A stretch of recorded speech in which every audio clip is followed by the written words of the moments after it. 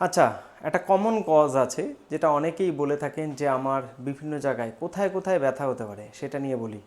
আচ্ছা, অনেকেই এসে বলেন যে আমার টেনিস এলবো হচ্ছে, ব্যথা হচ্ছে। কোথায় ব্যথা হতে পারে?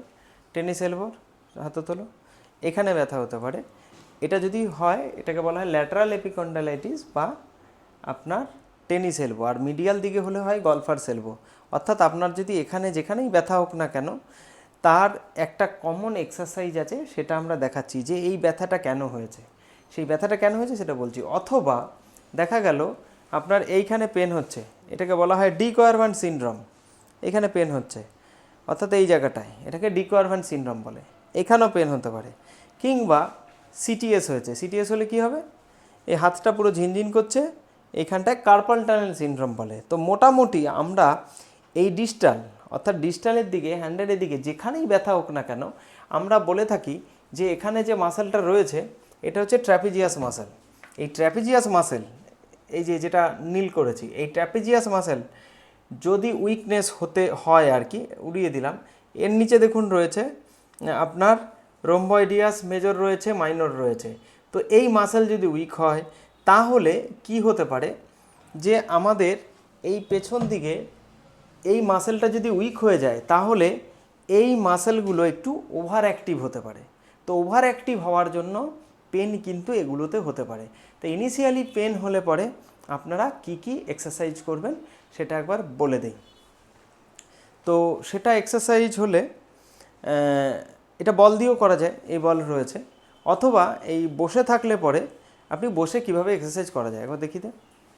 এই হাত দুটো পেছনে নিতে হবে, দিয়ে যে চেয়ারে আপনি বসবেন সেই চেয়ারটাকে একটু প্রেস করতে হবে। মনে করবেন এটা প্রেস। এটা প্রেস যদি হয় তাহলে এটা যখন এই দিকে প্রেস করছে, এই চেয়ারে আটকাচ্ছে, তাহলে এই দিকের মাসেলের পাওয়ার কিন্তু বাড়বে।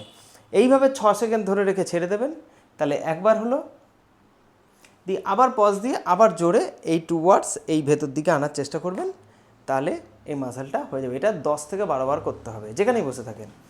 সেকেন্ড এক্সারসাইজ, তোয়ালে নেবেন ঠিক স্ক্যাপুলার সাইজে, এই ক্যাপুলার এই সাইডটায়, এটাকে বলা হয় রিট্রাকশন। পেছন দিকে যাবে, ও এইদিকে চাপ দিচ্ছে, মানে এটা এইদিকে চাপ দিচ্ছে। চাপ দেওয়ার পর চাপ দে, 1 2 3 4 5 6 7 8 9 10, 10 এইভাবে ধরে রাখার পর ও ছেড়ে দিল।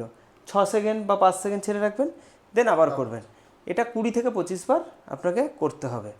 এরপর আসি এখানটায়, যদি ও শুয়ে যায়, আমরা 3টে মাসেলের এখানটা এক্সারসাইজ করব। আবার আপার, মিডিল আর লোয়ার ট্রাপিজিয়াস। আমরা দুটো হাত এইভাবে রেখে দেবে, রেখে দেওয়ার পর 10 সেকেন্ড ধরে ছেড়ে দেবেন। এইভাবে 10 গুণে ছেড়ে দেবেন। এটা করবেন 10 থেকে 12 বার। দেন এটা জাস্ট এখান থেকে এরকম তুলবে, দুটো হাত হয়ে গেল। এটা জলের বোতল দিয়েও আপনি করতে পারেন। আবার নামিয়ে দেবে, আবার তুলে নেবে। দুটো এক্সারসাইজ হলো। থার্ড এক্সারসাইজ, একদম এন্ড অফ কাউচে আসবে। এন্ড অফ কাউচে এসে একটা জলের বোতল নেবে, ও এটা এরকম ওপরে তুলবে, না হবে, এলবো শুড বি স্ট্রেট, এই ওপরে গেল, আবার নামিয়ে দিল।